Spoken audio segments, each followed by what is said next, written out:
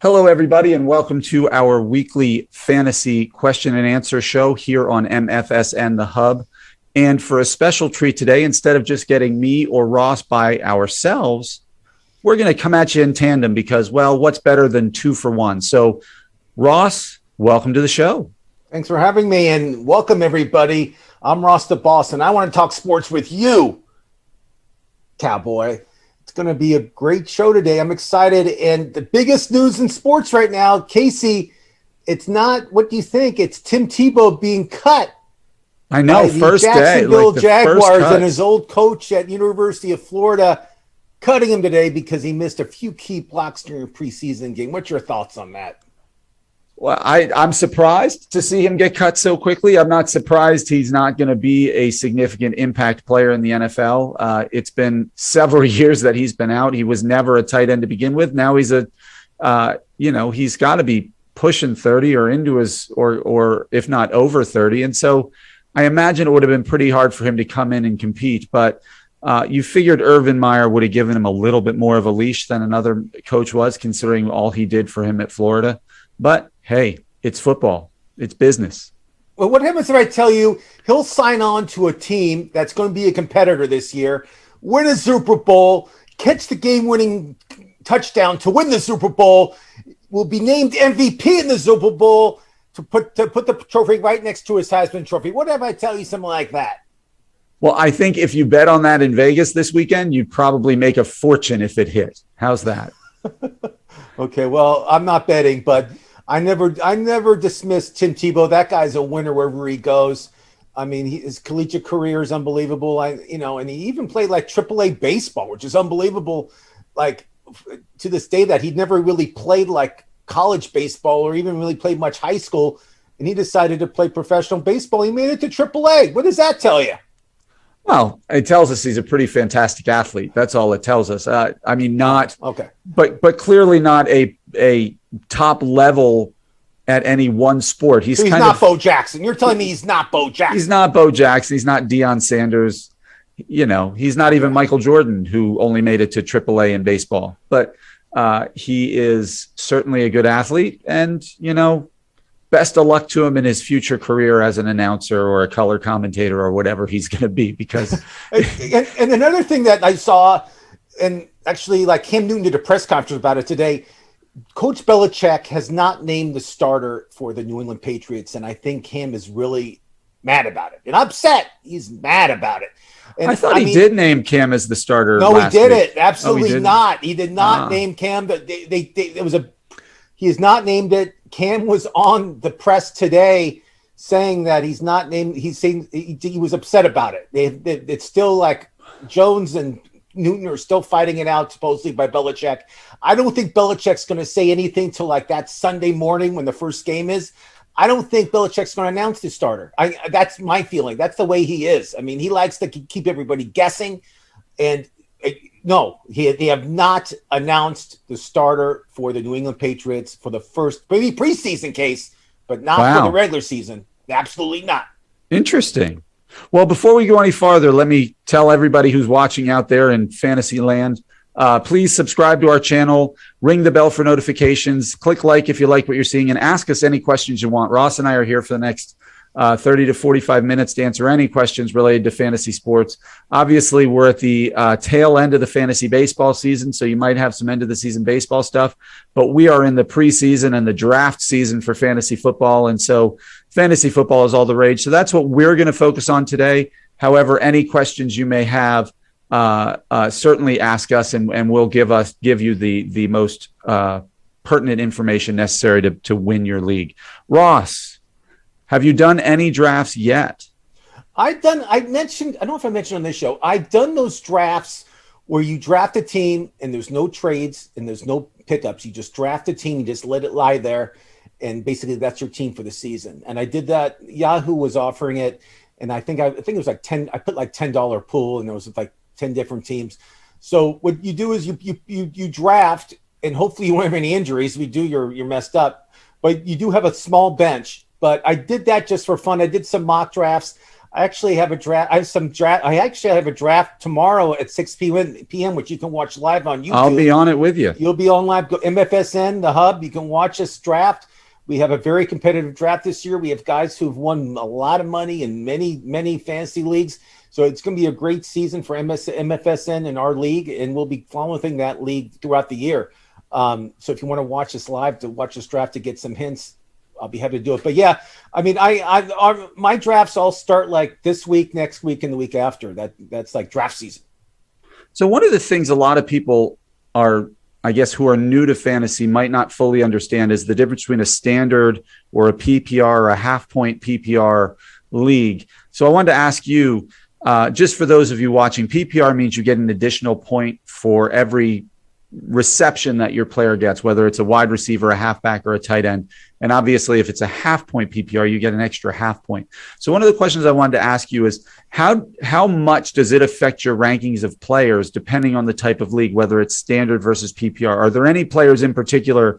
I'm thinking of like somebody like Derrick Henry, who might move up or down a few spots just because he doesn't catch the ball that much. Are there any players who really get dinged in the rankings for you that way?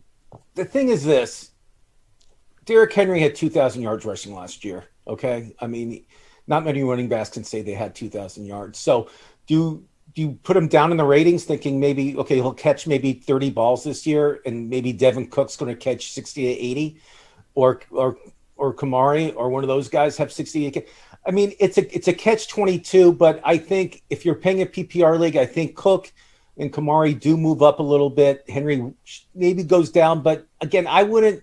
If you like Henry, you take him. And Christian McCaffrey, PPR, that's who you take. Non-PPR, you always take him no matter what. 100 receptions, over 1,000 yards.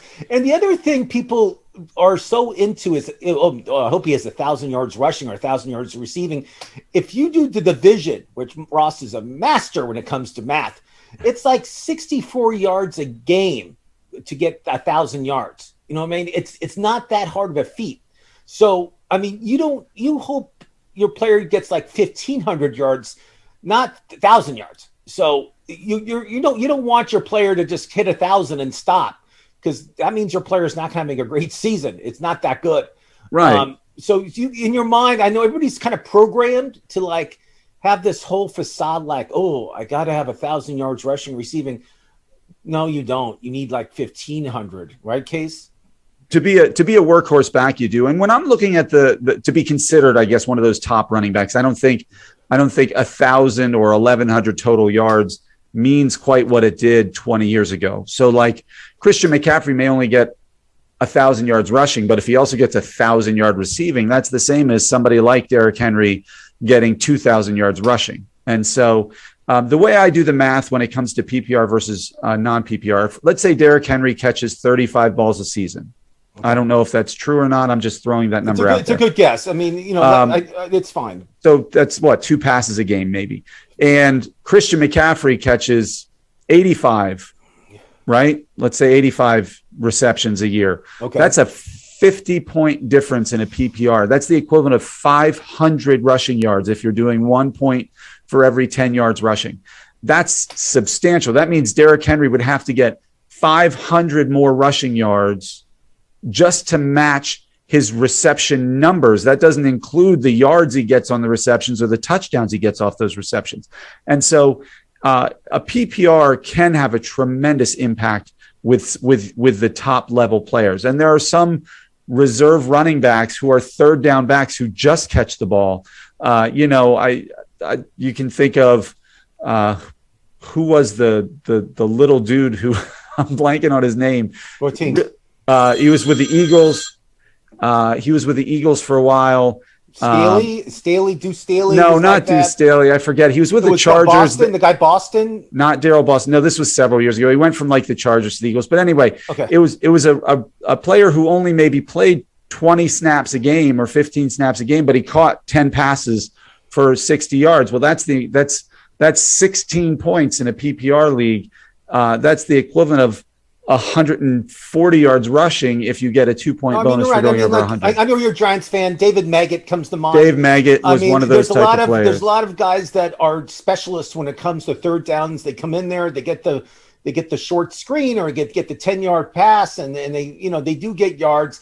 But again, it's just you want to get that running back who is a workhorse like Derrick Henry that doesn't get hurt. There's guys that get hurt. I don't want to mention the names because I don't want to jinx them, but there's guys that are in the top 5. 3 out of the 5 of them were hurt last year. I'm not going to say their names, Case. Don't make me do it. Don't make me do it. I know. As a Giants fan, I certainly know one of them. Don't make me do it. But what I'm saying is this.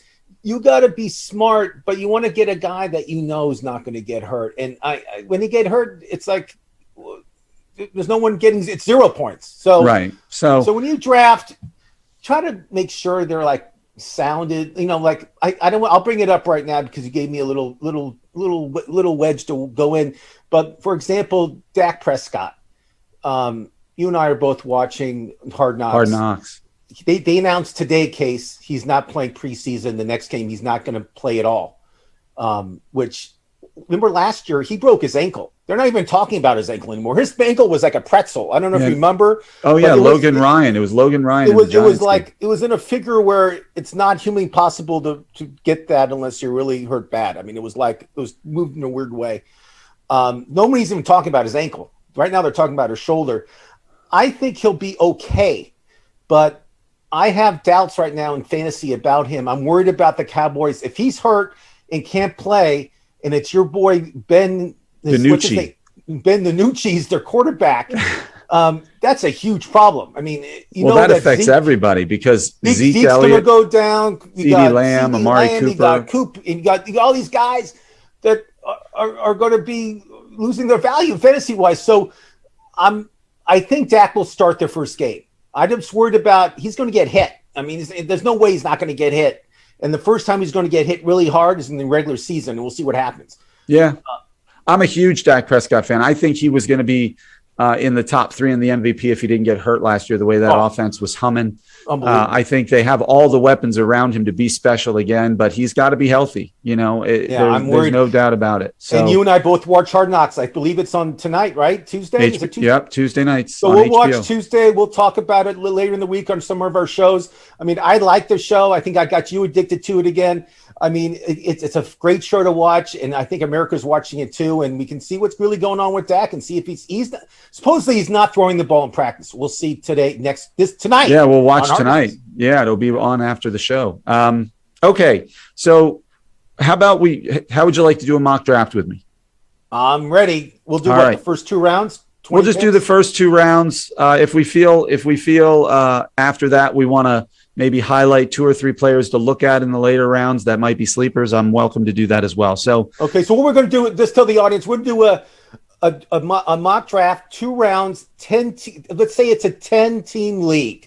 Okay. So because that way you're drafting, because if it's a bigger league, you kind of take quarterbacks maybe a little earlier. If it's a super draft, like we mentioned before, we're not doing a super flex. But super draft, to remind the audience, that's 2 quarterbacks. It's becoming very popular right now. A lot of people I know are doing it, but this is a standard draft league. It's a standard league. There's no special things going on here. So we're not drafting like stupidly like a lot of people do. So do you want the no-brainer first pick, or do you want me to take it? My first pick is I'll pick first. My first pick is Christian McCaffrey. If he stays healthy, he's definitely going to lead the league in fantasy points if he stays healthy. I think Sam Darnold will help him a lot. People are underestimating Sam Darnold. I think he'll have a good year. They have good receivers on that team also. I love more. I mean, I like Anderson.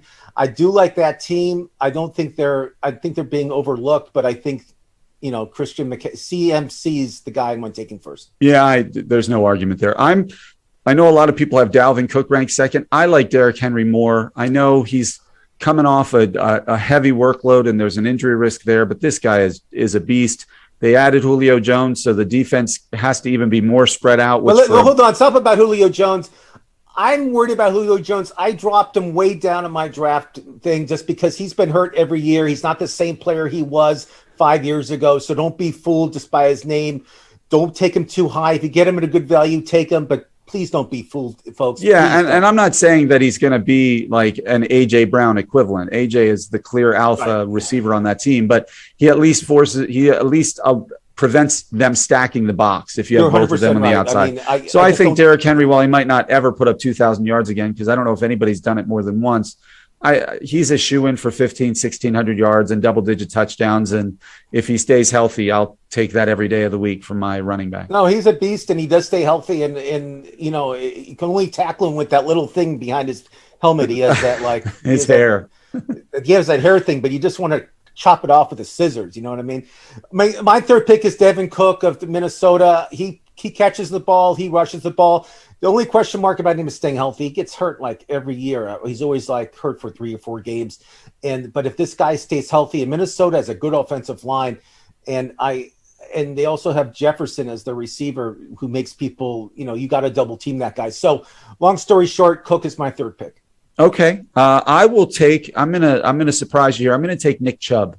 I just think like he's one of the most complete backs. He gets the knock because Kareem Hunt is in the backfield with him. And so that takes some of his juice away, but he's always healthy. I like Alvin Kamara, and that's who I would take if I didn't take Chubb. But I worry with Michael Thomas being out all year that they're going to be able to just key on him and he's going to get bracket coverage when he's coming out for a pass, and they're going to stack the box when he's not. So I like Nick Chubb there next with my next pick. I like Chubb. I feel offensive line wise, I'm good rating offensive lines. I have Cleveland as the number 1 offensive line in the NFL. I feel that he'll get yards and he'll get touchdowns. I think it's a little early to take him there, but if you like him a lot, take him there because you're not going to get him in the second round. So there you go. My 5th pick, we're at 5th, right? Yep. My 5th pick, you're going to kind of be surprised about. I'm going after a wide receiver. This guy had 19 touchdowns in 14 games last year. Devontae Adams gets touchdowns every game, has 100 yards every game. And I just feel he's the number 1 receiver. I know people, I love Tyreek Hill. He's great too. I mean, again, if you take Craig Hill with Devontae Adams, you're in great shape for receivers. But I'm taking Devontae Adams 5th. I feel he'll have a better year than Kamari, and I know you're going to take him next, but I'm taking Devontae Adams.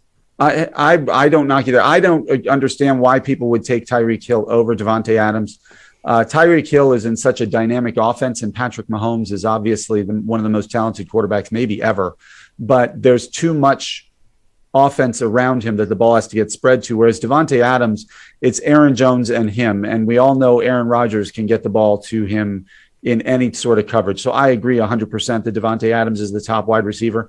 I don't even think he's a terrible pick at number 5 because I do believe there's a drop off at running back after the top 3 or 4. So to get the clear number 1 wide receiver isn't a bad call. I am going to take Kamara there next.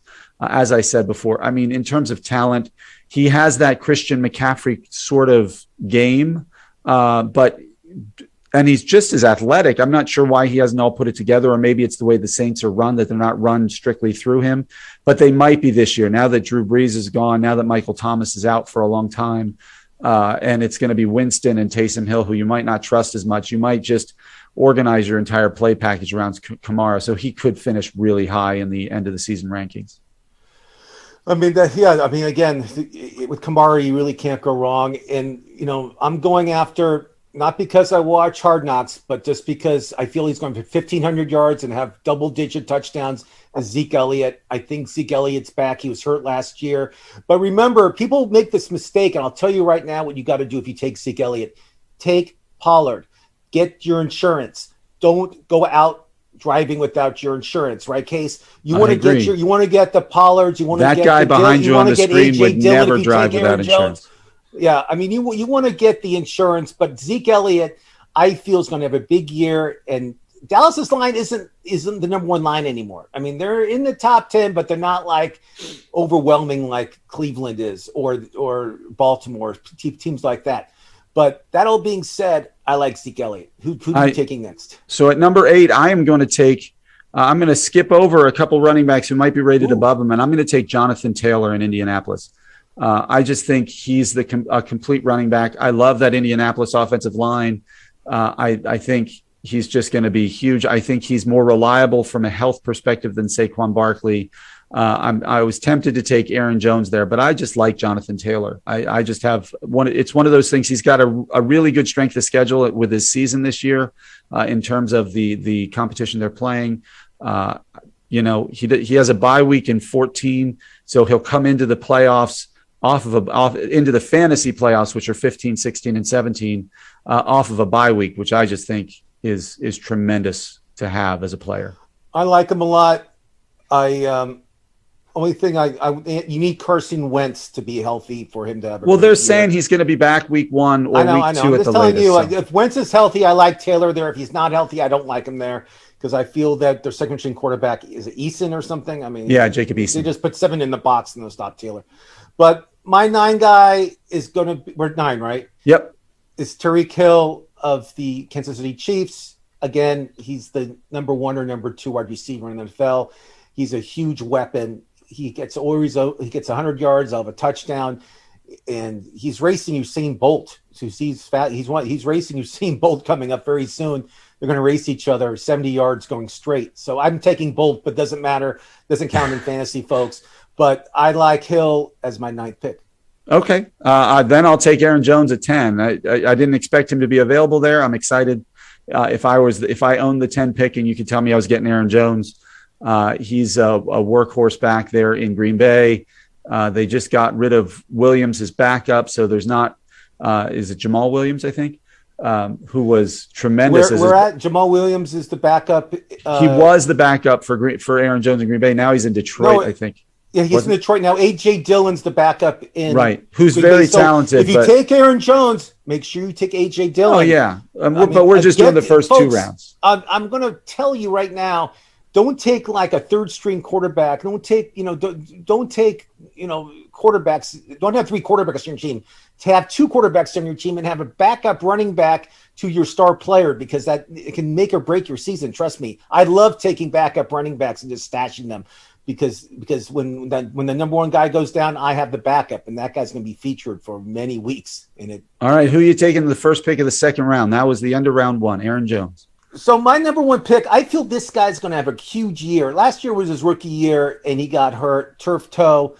He plays for the team of Washington. I can't call him what they were called 2 years ago because I'll be shot, but I'm not going to do it, Case. I'm not going to call him that name. The team of Washington, Antonio Gibson, I feel is going to have a huge year. That offensive line for Washington is not good. They're great.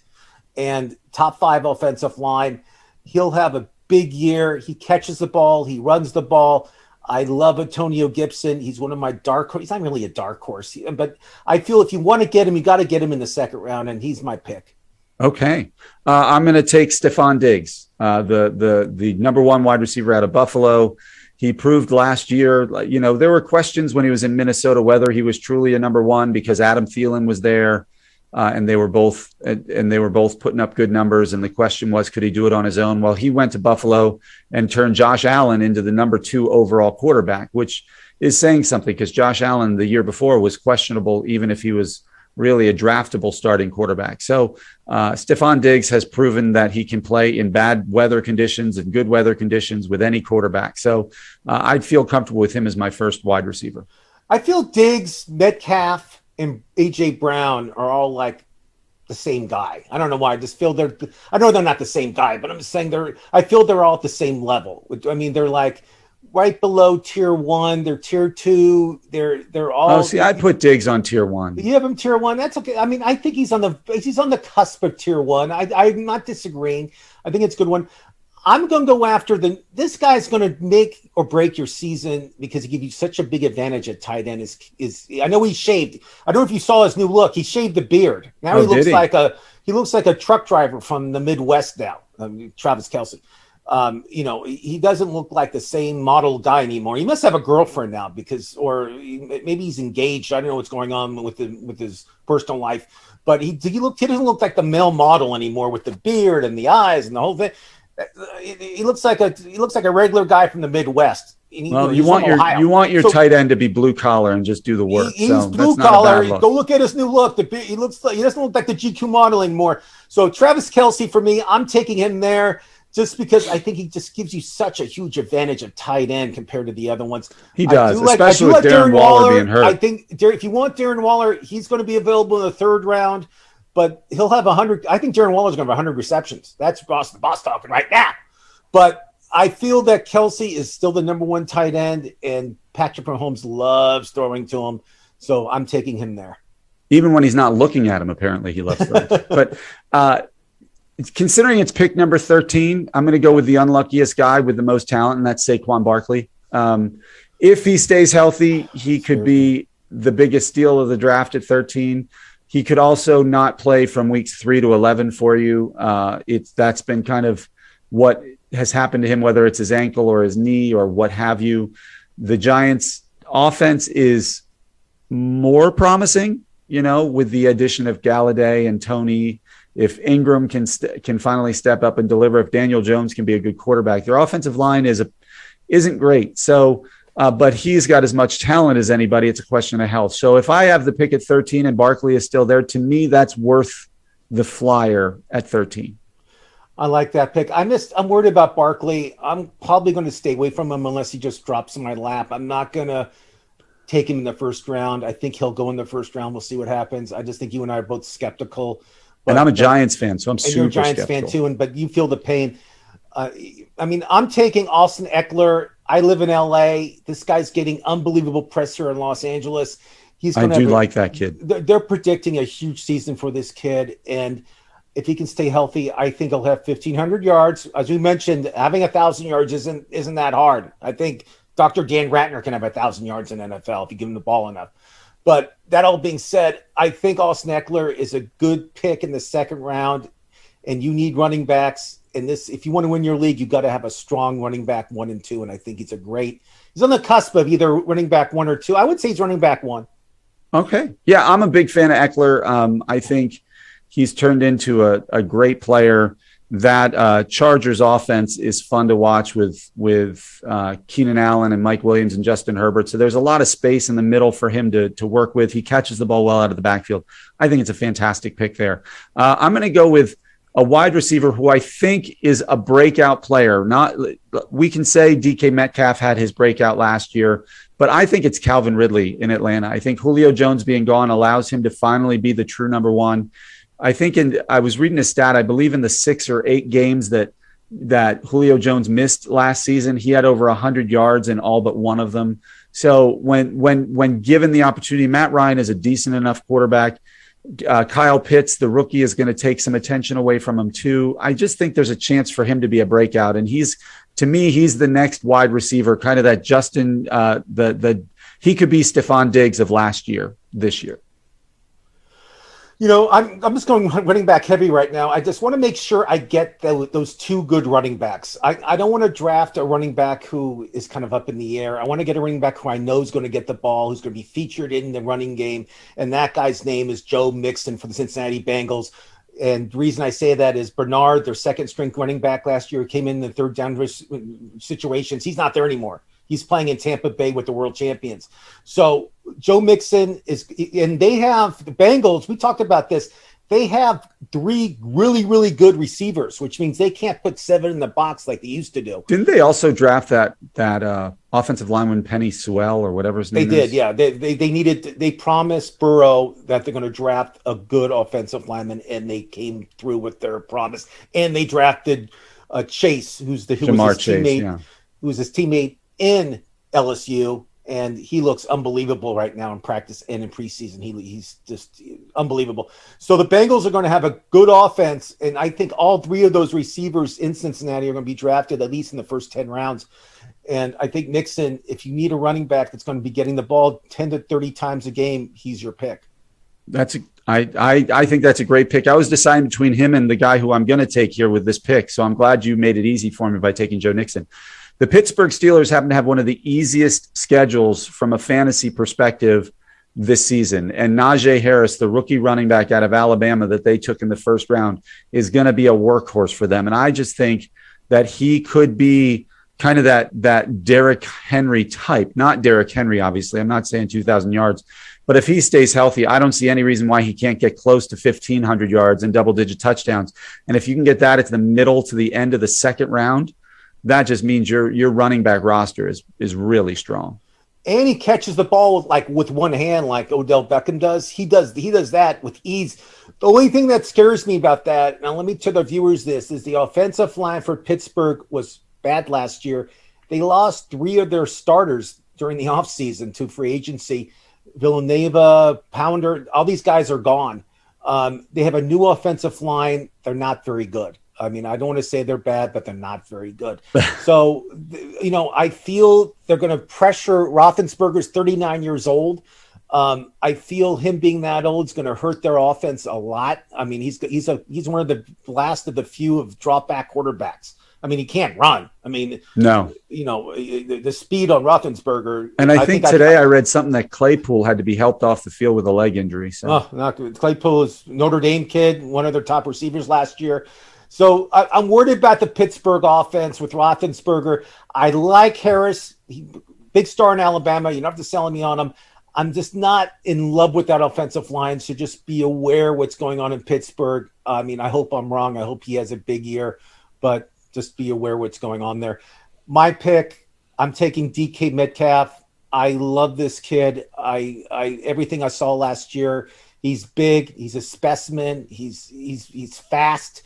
And I think Russell just loves throwing to him. So, again, he's one of these guys on the cusp of either tier 1 and tier 2. I mean, I have all these guys around the same. So, yep. I like DK Metcalf there. I feel that the great receivers like himself are going to be gone by the second round. So, if you want to grab somebody like him, you better do it early. Yeah, and I'm going to name another player who's right in that. Last year, he was arguably the number 1 or number 2 wide receiver in fantasy drafts, and that's DeAndre Hopkins in Arizona. Kyler Murray's coming into his, to another year of experience, his second year with DeAndre Hopkins. I think ideally their chemistry will be better. They drafted that rookie, was it Rondale Moore, I think? The Moore, they got AJ, and they have AJ Green, your former Green Bengals. So 33 years old. But Chase Edmonds is a good running back to catch balls out of the backfield. Is Chase Edmonds the starter? I think so. They haven't named it yet. I mean, Edmonds has been getting the first team reps because James Conner was on the COVID injury list or whatever, inactive list. He just came off a couple of days ago. But Chase Edmonds is the one who's getting drafted as the starter and ranked as the starter. And certainly, to me, has the more dynamic package that he can offer for fantasy purposes. But I think DeAndre Hopkins, I mean, look what he was able to do in Texas without a lot around him most of the time. There's no reason he can't do it in Arizona. He was a top 2 or 3 wide receiver last year and the year before, picked last year because of his performance the last 2 or 3 years. So there's no reason to think he's not as good of a receiver as he was. He hasn't been injured. He's not that old. So I think that's another one who's right in that same Metcalf, Calvin Ridley kind of range of, are they a true 1? Or are they a 1B type of thing? But I would take DeAndre Hopkins. DeAndre, I'm only worried about, I hate this topic, but he's not getting the vaccine shot. He said it publicly. I'm not making this up. He's not getting the shot. So I'm worried, he may sit out the season, or he doesn't want to risk. He came. This is all public information. I'm not making this up. He told his team he doesn't want to risk them about being forfeited because they have a league rule. If your team gets COVID and not everybody's vaccinated, they lose their paychecks and all this stuff goes on. So the only team that's fully vaccinated came out today, the Atlanta Falcons are the only football team that's 100% vaccinated. So wow. When you draft, that's a good little stat to know. You never know if you need that little thing in your pocket, but who knows? So my pick, I'm taking a running back. I'm worried about, I just want to make sure I have a good running back situation in my backfield. I'm going to take J.K. Dobbins. Dobbins, thank you. From Baltimore. The Baltimore starting running back. Ingram's not there anymore. He left town. He's in Houston, I believe. So it's not going to be a big mess with running backs in Baltimore anymore. I know Lamar Jackson's going to have 1,000 yards rushing. You can put that in the book right now. And, he's probably going to lead the team in rushing. Maybe. I hope not. But I feel JK is going to get the carries at running back. And Baltimore has great offensive line. And that coach, Harbaugh, he loves to run the ball. So Hopkins, if you want him, I think you may have to take him in the second round, I think. But we'll see what happens. Okay. So that leaves just me with one more pick here in the second round, I think, correct? Yep. We're doing 2 rounds, Case. So make this pick count. I mean, again. Oh, man, all the pressure. I am going to take A.J. Brown in Tennessee. I think great pick. He proved last year he's a top wide receiver. I don't think Julio Jones hurts him at all. In fact, I think it helps him by maybe giving him a better opposite than Corey Davis was a year before. For point of correction, by the way, Penei Sewell was drafted by the Detroit Lions, not the Cincinnati Bengals. So they went with Jamar Chase in lieu of Sewell. Right, Jamar Chase in the first, but the second round they took an offensive lineman. I forgot who it was. So just for correction there, sorry, I looked that up. But I mean, look, we're doing a 10-team. That was a 10-team first 2 rounds mock. Those are a little simpler when you get into 12 and higher leagues. And when you add in PPRs or you add in Superflex, the drafts can change. But in standard, I think we kind of covered who the top 20 players are for fantasy purposes this year. Obviously. So let me ask you a question. We just did a draft. Where in the draft do you take your quarterback? Wow. It depends. So let's say Mahomes is available in the 5th round. I think Mahomes probably goes in the 3rd round in most drafts. You think 3rd round. So with Casey Scheinfeld, one of the best fantasy players in the country, would he take him in the 3rd round, or we just hold off and take a quarterback? Not the maybe cusp of the first tier, second tier guy, but if you can get an Allen, you can get a Jackson, if you can get a Herbert, if you can get one of these top tier, second tier guys, I think you're in good shape. I don't think you have to take Mahomes to win your league. I think you can wait a little bit, but that's me. But I don't love to hear what you have to say. Yeah, I don't know if I would reach for Mahomes in a standard league. If it's a super flex league, I think then he's worth taking the really high pick. In fact, in one super flex dynasty league, he was the number 1 overall pick that I was in. I am content waiting for a Dak Prescott or a Russell Wilson or a Lamar Jackson, maybe even Aaron Rodgers if it's a redraft league. I'm thinking this is mine, and we'll see tomorrow night. And again, you can go to the hub, MFSN, the hub, to see our draft. I like guys drafting between the 70 and 90th pick for my quarterback. And like you mentioned, I like the Daks, I like the Aaron Rodgers, I like the Allen should be gone by then. But I also like Tannehill. I'll be happy with Tannehill. I'll be happy with Joe Burrow. I mean, there's a plethora. I've said that wrong. A plethora. I can't say that word. Of quarterbacks that are out there that you can wait on that I feel won't hurt you that much compared to a top tier guy. I mean, there's a lot of guys I'll be happy on my team. I mean, I'm not going to draft a quarterback that early, so I miss out on a start on our number 2 running back or number 2 receiver. I want to grab those guys first and then worry about my quarterback.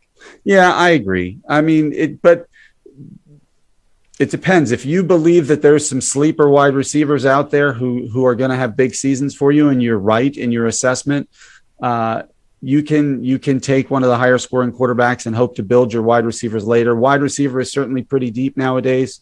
But I tend to side with you. I'm a little more old school where you take running backs heavy early and wide receivers, and then you get your quarterback somewhere in the middle rounds. Yeah. So I've been doing this a while, and I feel when I draft my running backs early and I get a number receiver like an Adams or like a Hill or even like a Metcalf, I just feel like I have a better season overall. I don't know why. It's a nice security blanket. I mean, I've taken Mahomes early before, like the 3rd round, and I've done awful. I mean, it was like a huge bomb situation happened, and I got destroyed that season because I would basically put my whole offense in front of Mahomes, and he had a good season, but it wasn't a great season like he had the year before. So I'm never doing that again. I learned my lesson. And some of the sleeper, quarterbacks, Justin Fields. I mean, he had a great preseason. I know it's preseason, but there's going to be those young quarterbacks that are going to popping up. I mean, everybody's talking about Trey Lance. I don't think Trey Lance is going to see much of the field the first season. I don't think he's going to play that much unless Garoppolo gets hurt. which isn't out of the realm of possibility. Yeah, it's not out of the realm, but Trey Lance, I feel people are taking him way too early. I think he's a guy that you take in your last round. If you do take him, I feel you'll probably be waiving him in the second week to pick up a running back that is available because he's starting now, or a wide receiver who had a big game.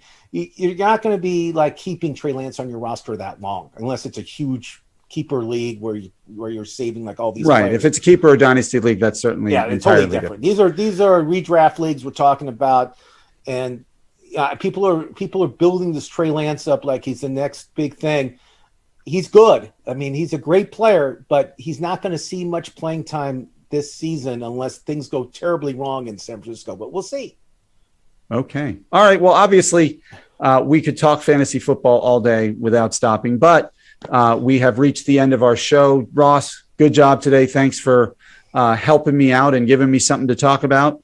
That was a lot of fun doing the draft with you. And tomorrow night, we'll do a real draft, so it'll be even more fun. So everybody tune in tomorrow night. 8 o'clock, we're doing 8 o'clock Eastern time, 5 o'clock out west. We're doing a brief waiver wire special on the last couple weeks of baseball. And then at 9 o'clock p.m. Eastern time, 6 o'clock Pacific, we will do our site fantasy football league draft.